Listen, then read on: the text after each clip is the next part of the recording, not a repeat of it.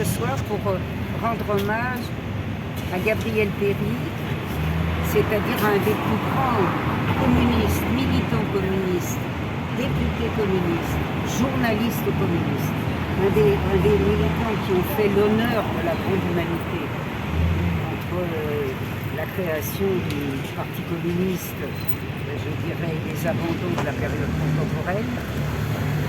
Il s'agit de quelqu'un qui, voilà, il y a dans ce parti les militants ouvriers qui ont montré un dévouement remarquable. Il y a Gabriel Péri, qui aurait dû faire d'ailleurs une carrière intellectuelle exemplaire, qui n'a pas pu le faire parce que les difficultés de sa famille l'ont empêché de préparer le concours de l'école normale supérieure. Ce jeune homme a été très jeune, attiré par le marxisme, est devenu militant. On ne va pas faire tout l'historique, mais il faut retenir que, à partir évidemment, ayant fait le choix du Congrès de Tours, de la majorité du Congrès de Tours, c'est-à-dire le choix communiste, en 1920, époque à laquelle il n'avait que 18 ans, il devient, dès 1924,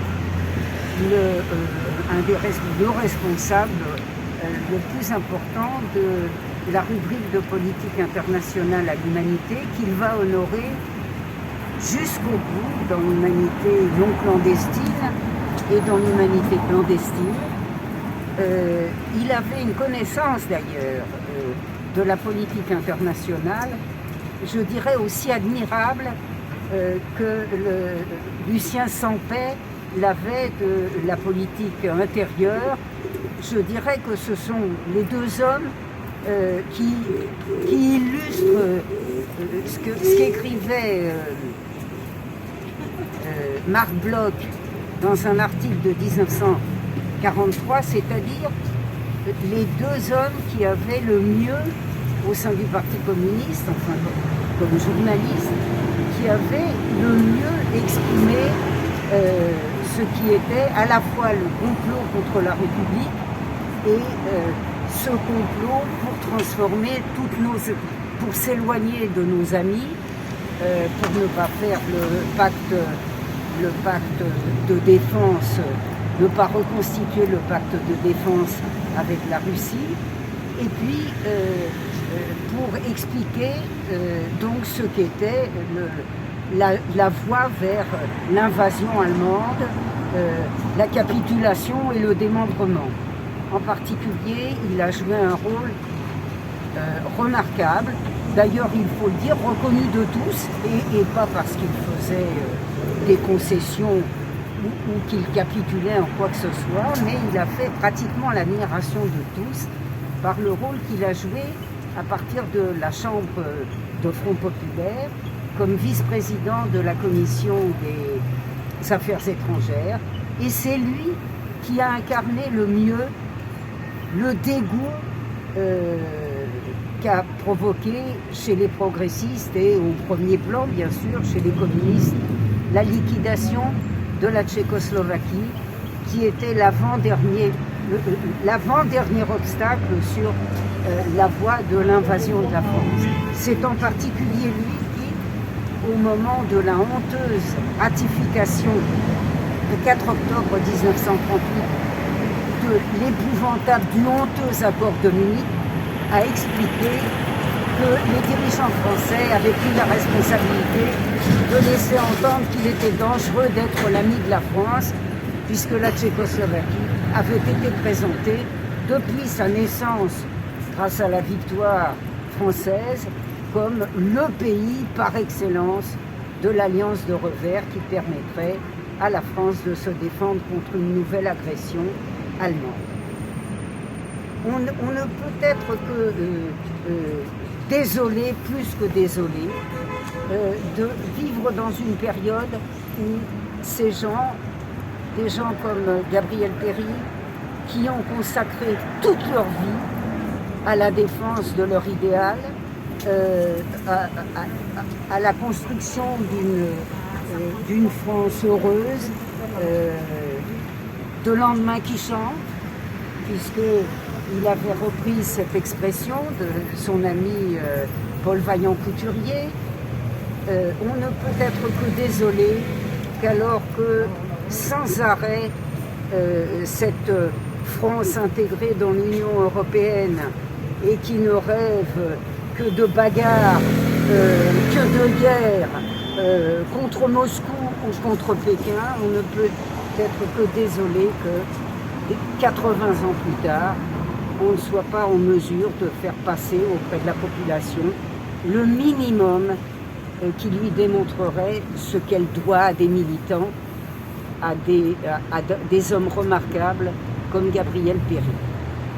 Voilà, on ne peut que souhaiter dans les années à venir être plus nombreux. Je me réjouis cependant que, bien que nous ne soyons pas nombreux, la jeunesse, la grande jeunesse, cette jeunesse qui, à l'âge des engagements définitifs de Gabriel Péry, soit là présente en majorité dans notre petit monde. Bravo! Bravo! Et autrement redondant.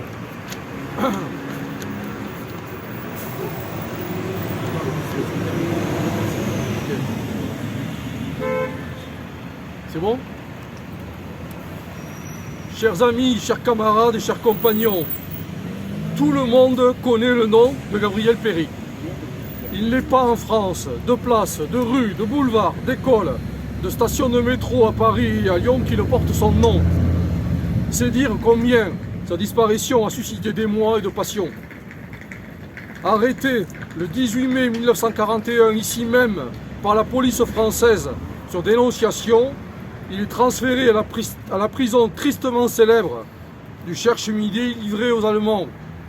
Il fera partie des 92 otages fusillés au Mont-Valérien le 15 décembre 1941.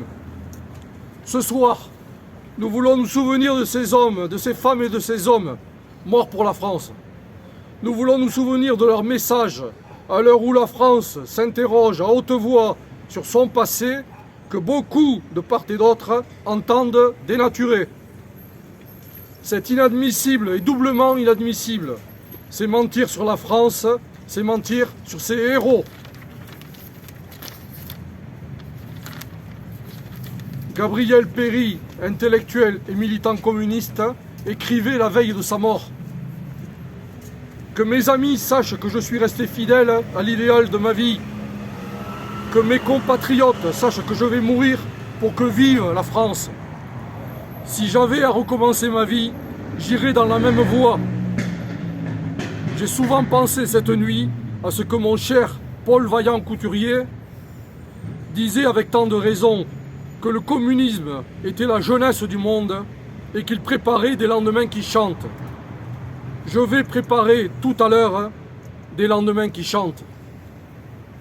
C'est tout naturellement que dans son numéro du 19 décembre 1941, l'Humanité clandestine écrivait « Gabriel Péry, sans paix, et des dizaines d'autres patriotes ont été fusillés.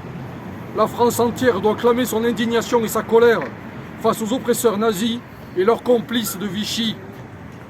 Contre ces crimes qui nous ramènent au Moyen-Âge, peuple de France, lève-toi !» Alors nous connaissons hommage d'Aragon, hommage de Vercors, hommage d'Éluard. Il y a des mots qui font vivre, et ce sont des mots innocents. Le mot chaleur, le mot confiance, amour, justice et le mot liberté. Le mot enfant et le mot gentillesse, et certains noms de fleurs et certains noms de fruits. Le mot courage et le mot découvrir. Et le mot frère et le mot camarade. Et certains noms de pays, de villages, et certains noms de femmes et d'amis. Ajoutons-y Péry.